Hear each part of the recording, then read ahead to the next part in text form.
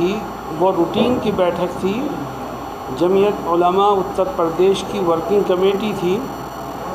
جو lock down کی وجہ سے نہیں ہو سکی تھی، آج ہوئی ہے۔ گائیڈ لائن کے مطابق لوگوں کو جمع کیا گیا اور ملک کے حالات پر غور کیا گیا۔ ہمیں خوشی ہے اس بات کی کہ صوبے کے کونے کونے سے اور ہر ضلع سے جمعیت کے ورکرز آئے اور اس میں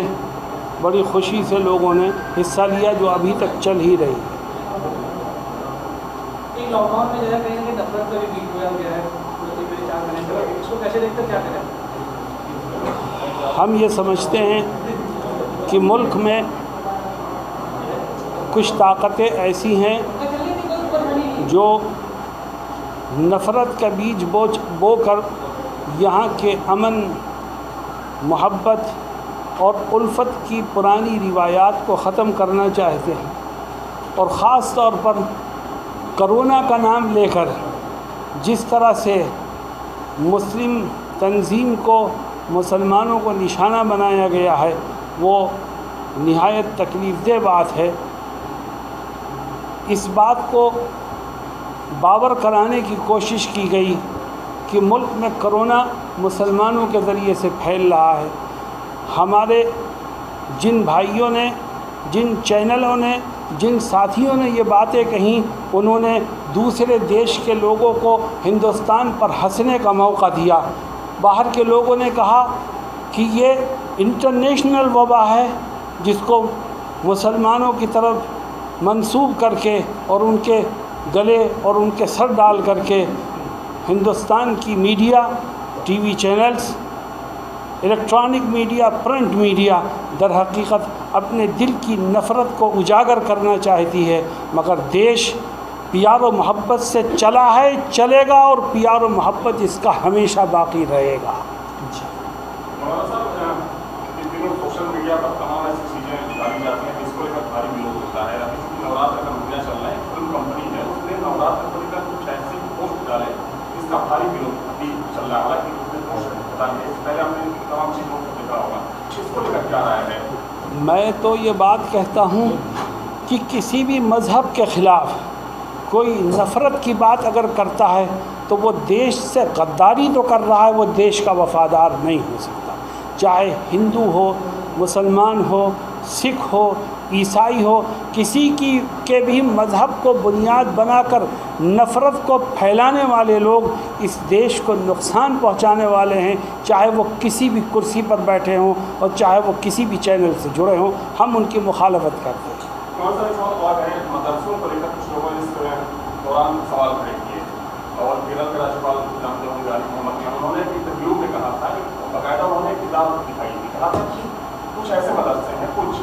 جن میں کچھ ایسی چیزیں پڑھائی جاتی ہیں جو کہ نہ تو اسلام میں کی کوئی جگہ ہے اور نہ ہی انہیں دیش کو جگہ دی جا سکتی ہے۔ کیا آپ کو لگتا ہے کہ مدرسوں میں کیا کچھ ایسی ایکٹیویٹیز ہو رہی ہیں جہاں پر نفرت جیسی کوئی چیز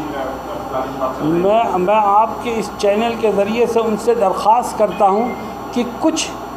سے مراد کیا ہیں اور کچھ سے مراد ان کے ذہن میں کون سے مدرسے ہیں، پہلے وہ ان کو نامزد کریں، اس کے بعد ہماری آپ کی اس پر گفتگو ہو، کیونکہ یہ ایک ہوائی بات ہے، ہم یہ سمجھتے ہیں جس کا حقیقت سے کوئی تعلق نہیں۔ میں کہہ دوں کہ کچھ لوگ دیش کو بربادی کے گھاٹ لے جانا چاہتے ہیں، تو یقیناً مجھ سے سوال ہوگا کہ کچھ سے مراد کون سے لوگ ہیں، آپ ان کا نام بتائیے، ان کے نشانات بتائیے، ان کی علامتوں کو واضح کیجئے۔ تو جب تک کچھ مدرسوں سے مراد کون سے مدرسے ہیں ان کو نامزد نہیں کیا جائے گا، ہم یہ سمجھیں گے یہ جھوٹ ہے، یہ پروپیگنڈا ہے۔ نامزد کرو، پھر تحقیق ہوگی اور اس کے بعد ہی کوئی فیصلہ ہو سکتا ہے کہ کچھ مدرسے ایسے ہیں کہ نہیں ہیں۔ ہم آپ سے کہتے ہیں ایسا کوئی مدرسہ نہیں ہے۔ نیپال بارڈر ہے اور خاص کر جو بھرائچ کا سٹا ہوا حصہ ہے، وہاں پر کچھ ایسے مدرسے ہیں اور وہ مدرسے اس طریقے سے کھولے گئے جن کو اویدھ قرار دیا گیا، وہاں پر کچھ دیشدروہی ایکٹیویٹیز کی بات سامنے آئی ہے۔ کیا آپ کی نالج میں ایسی کچھ چیزیں؟ نہیں، ہمیں تو یاد ہے وہ جملہ جب ایڈوانی جی وزیر خارجہ تھے، وزیر داخلہ تھے، اور انہوں نے پارلیمنٹ میں یہ بیان دیا تھا کہ میں نے تحقیقات کرائی ہیں اور مجھے آج تک کوئی مدرسہ ایسا ہی نہیں ملا جس میں دہشت گردی کو پروان چڑھایا جاتا۔ आसाम के मदरसों खोलने की बात चल रही है, उत्तर प्रदेश के मदरसों कहीं ना कहीं जो है लिप्त नजर आ रहे हैं, ऐसे कैसे इनमें कैसे आप आवाज़ उठा पाएंगे यहाँ के मदरसों के लिए? हम तो अपनी बात कह चुके, अभी मीटिंग में इस पर चर्चा हुई कि गवर्नमेंट जिस तरह से संस्कृत के मदरसों को एड देती है, मुस्लिम मदरसों को एड देती है, सिख और ईसाई मदरसों को देती है, इसी तरह से अगर आसाम में मुसलमानों के इदारों को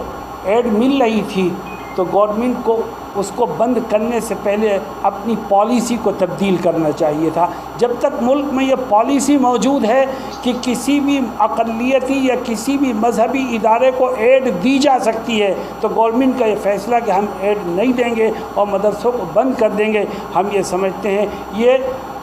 फ़िरक़ावारियत है, तअस्सुब है, ये मुल्क को तक़सीम करने की वो कोशिश है जिसको जमीयत उलमा के खादिम कभी कामयाब नहीं हो। बागपत में मौलाना साहब एक इंतसार अली नाम के सब इंस्पेक्टर हैं, उनको सिर्फ इसलिए सस्पेंड कर दिया गया है कि उन्होंने दाढ़ी रखी थी, वहाँ के एसपी ने कार्रवाई की है।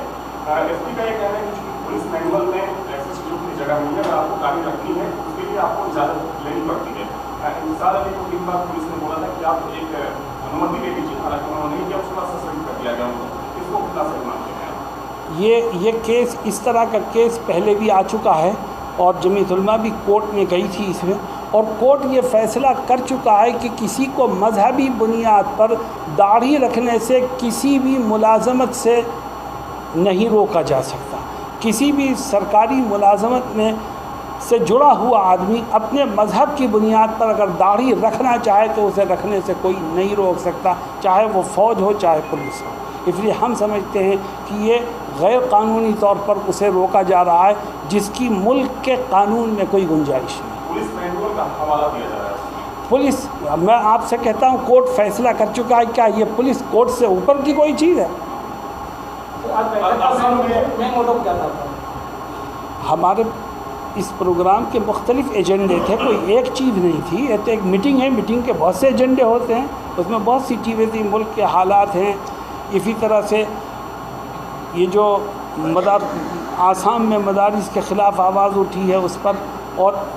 लाजमी तालीमी स्कीम आई है उस पर, बहुत सी चीज़ों में चर्चा हुआ और अभी हमारी मीटिंग चली। आपने असम का जिक्र किया, जो गाइडलाइन जारी की गई उसको लेकर क्या आपकी राय है? हम उसे गलत कहते हैं, हम तो कह चुके हैं कि या तो फिर मुल्क का सिस्टम बदलो पूरा, और जब मुल्क के सिस्टम में संस्कृत के इदारों को आप मान्यता देते हो और उनको ग्रांट देते हो तो मदरसों को भी दो।